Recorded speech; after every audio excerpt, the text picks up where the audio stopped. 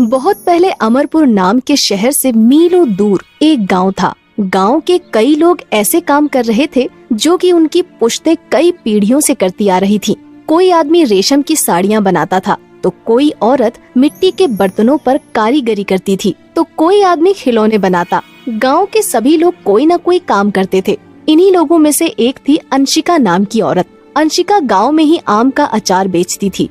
अंशिका का अचार पूरे गांव में पसंद किया जाता था, इसलिए गांव के कई लोग उससे अचार खरीदने आते थे। भाई मान गए अंशिका, तुम्हारा अचार तो बड़े बूढ़ों के मुंह में पानी ले आता है, खाने का स्वाद भी बढ़ा देता है। तुम्हारा ये आम का अचार, अब तो इसकी ऐसी आदत पड़ गई है कि जब तक रात में खाने के साथ तुम्हारा आम का अचार ना मिले, तब तक खाने का एक कतरा भी गले से नीचे नहीं उतरता। तो चाचा, मना किसने किया है? और ले जाइए अचार, आपकी बेटी जैसी हूँ। बस अपना आशीर्वाद मुझ पर बनाए रखिएगा, जिससे मेरा अचार दूर शहर तक प्रसिद्ध हो जाए। अरे बेटा, जब जब अचार के साथ खाना अंदर जाता है तो रोज तेरे लिए ही आशीर्वाद मुंह से निकलता है। चल बेटा, अब मैं चलता हूँ, खुश रहो। ये कहकर वो बूढ़ा आदमी चला जाता है। अंशिका की जिंदगी सुख और शांति से कट रही थी कि अचानक उसकी जिंदगी में एक मुसीबत आ गई। एक दिन सुबह अंशिका के पास एक औरत दौड़ती दौड़ती आई और उसके पास आकर रोने लगी। अरे भाभी, क्या हुआ? क्यों रो रही हो? अरे अंशिका बिटिया, सब कुछ खत्म हो गया। भाभी क्या हुआ? पहले शांति से बैठकर बताओ।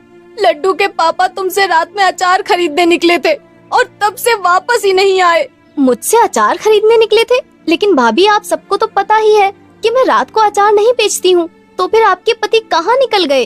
कहीं जंगल की तरफ तो नहीं चले गए? नहीं अंशिका बिटिया, वो तो इसी तरफ आए थे और कह रहे थे कि खेत से वापस आते वक्त उन्होंने तुम्हें अपने घर के बाहर आम का अचार बेचते हुए देखा, इसलिए वो आम का अचार खरीदने चले गए। लेकिन भाभी, ये कैसे हो सकता है? मैंने तो कल रात को अचार बेचने के लिए लगाया ही नहीं। मैंने भी उनसे यही कहा था कि अंशिका रात में अचार नहीं बेचती, वो कोई और होगा, लेकिन वो बार बार कह रहे थे कि तुम अपने घर के बाहर अचार बेच रही थी। मुझे लगा कि वो सच बोल रहे हैं और मैंने उन्हें भेज दिया। पता नहीं मेरे लड्डू के पापा कहाँ गायब हो गए। अब मेरा और लड्डू का क्या होगा? ये कहकर भाभी फूट फूट कर रोने लगी। भाभी, आप रोइए नहीं, मैं आपके पति को हर हालत में ढूंढ कर लाऊंगी। अंशिका के ये दिलासा देते ही भाभी कुछ शांत हुई और आंसू पोंछते हुए अपने घर चली गयी। अंशिका ने पूरे गांव का कोना कोना छान मारा, लेकिन भाभी के पति कहीं नहीं मिले। जंगल में भी उनका कोई नामो निशान नहीं था। जिंदा भी थे या मर गए, किसी को कुछ नहीं पता था। लेकिन एक दिन फिर अचानक अंशिका के पास गांव की एक औरत रोती हुई आई। अंशिका ने जब उनके रोने का कारण पूछा तो उन्होंने भी पहली वाली भाभी की तरह यही बताया कि उनके पति ने उसके घर के बाहर उसे आम का अचार बेचते हुए देखा और जब वो अचार खरीदने निकले तो लौटकर वापस ही नहीं आए। अंशिका को विश्वास ही नहीं हो रहा था कि आखिर कैसे लोगों को वो रात में आम का अचार बेचते हुए दिख रही है। उसे तो अपने घर के बाहर कोई नहीं दिखता और अगर कोई चुपके से बेचने आता भी तो उसके सामान रखने की आवाज तो उसे जरूर सुनाई पड़ती। लेकिन अंशिका के पास कोई सुराग नहीं था। अब तो आए दिन का यही नाटक हो गया था। हर दूसरे दिन अंशिका के घर कोई न कोई औरत रोती हुई दिखाई पड़ती और पूछो तो कहती कि उनके पति अंशिका से अचार खरीदने निकले थे, लेकिन वापस नहीं आए। इतने सारे आदमियों के गायब होने के चलते अब तो गांव वाले भी अंशिका पर शक करने लगे थे कि कहीं वही तो नहीं जो गांव के आदमियों को मारकर उनके पैसे चोरी करती है। एक दिन सारे गांव वाले प्रधान जी के साथ अंशिका के घर पहुँचे। अंशिका, पिछले कुछ दिनों में हमारे गांव के कई नौजवान गायब हुए हैं और उन सब में एक ही चीज समान है और वो हो तुम। बताओ, वो सभी आदमी कहाँ हैं? उन्हें मारकर कहाँ दफनाया है तुमने? नहीं प्रधान जी, आप गलत समझ रहे हैं।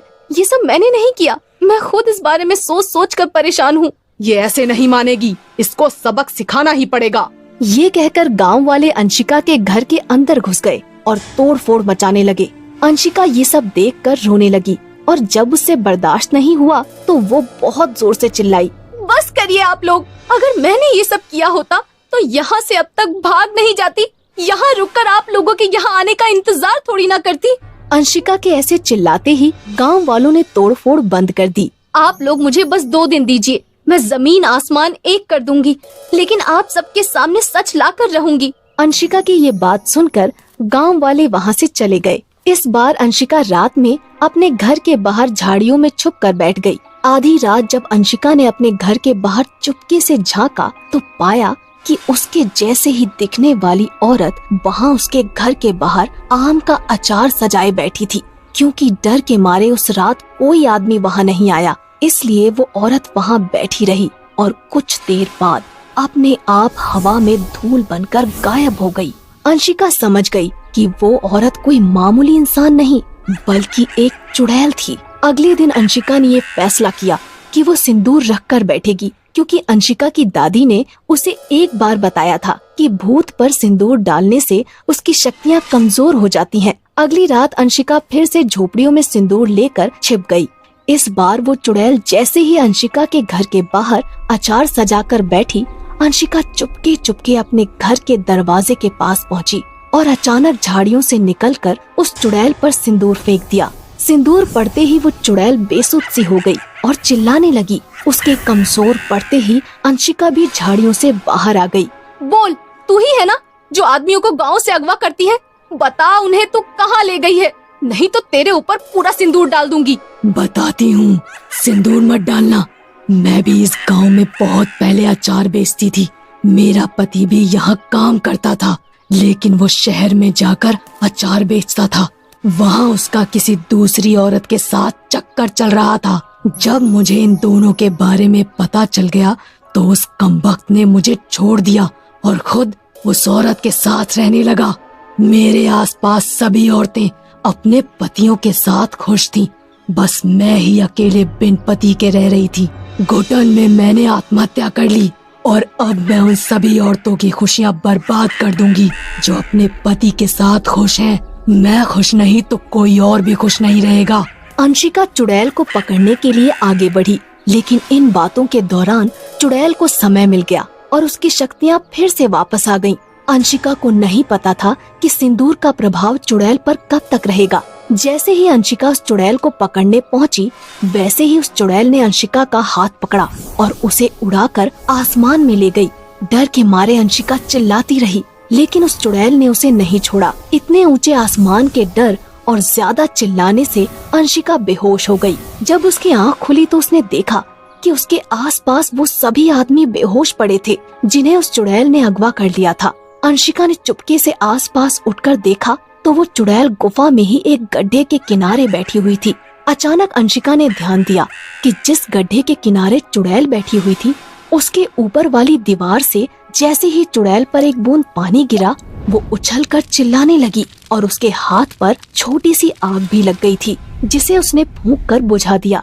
अंशिका ने सोचा कि अगर पानी की एक बूंद से इस चुड़ैल को इतनी तकलीफ हो रही है, तो पूरी की पूरी बाल्टी भर के पानी डालने पर ये तो पूरी तरह से राख हो जाएगी। अंशिका को तभी एक तरकीब सूझी और वो फिर से बेहोश होने का नाटक करते हुए अपनी जगह पर जाकर लेट गई। अगली रात जब वो चुड़ैल फिर से अचार बेचने निकली तो अंशिका चुपके से इस गुफा से बाहर आ गई और वहाँ पत्ते का बर्तन बनाकर उसमें पानी भर लाई। इस बर्तन को उठाकर अंशिका ने गुफा में ही एक चट्टान के पीछे छुपा दिया। देर रात जब वो चुड़ैल गुफा में वापस आई तो फिर से गुफा के उस गड्ढे के किनारे बैठ गई। अब की बार अंशिका ने कोई गलती नहीं की और चुपके से उसके पीछे वाले पत्थर के नीचे से उस पानी भरे बर्तन को निकाला और उस चुड़ैल के ऊपर पूरा पानी एक साथ डाल दिया। इतना सारा पानी एक साथ पड़ने से वो चुड़ैल आग के गोले की तरह जलने लगी और कुछ ही देर में जलकर राख हो गई।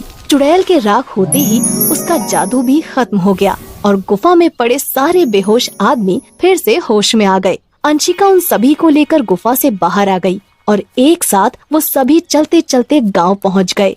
गांव पहुंचते ही गांव वालों को उन अगवा आदमियों ने बताया कि कैसे अंशिका ने उनकी उस चुड़ैल से जान बचाई, तो गांव वाले फूले नहीं समाये। अंशिका की बहादुरी और अपनी जान पर खेलकर उस चुड़ैल को मारने के लिए सभी गांव वालों ने मिलकर अंशिका को इनाम के तौर पर 25,000 रुपए भी दिए। इन पैसों से अंशिका ने एक गाय खरीद ली और गांव में ही दूध बेचना शुरू कर दिया। इस तरह अंशिका की आमदनी भी दुगनी हो गई और वो खुशी खुशी रहने लगी।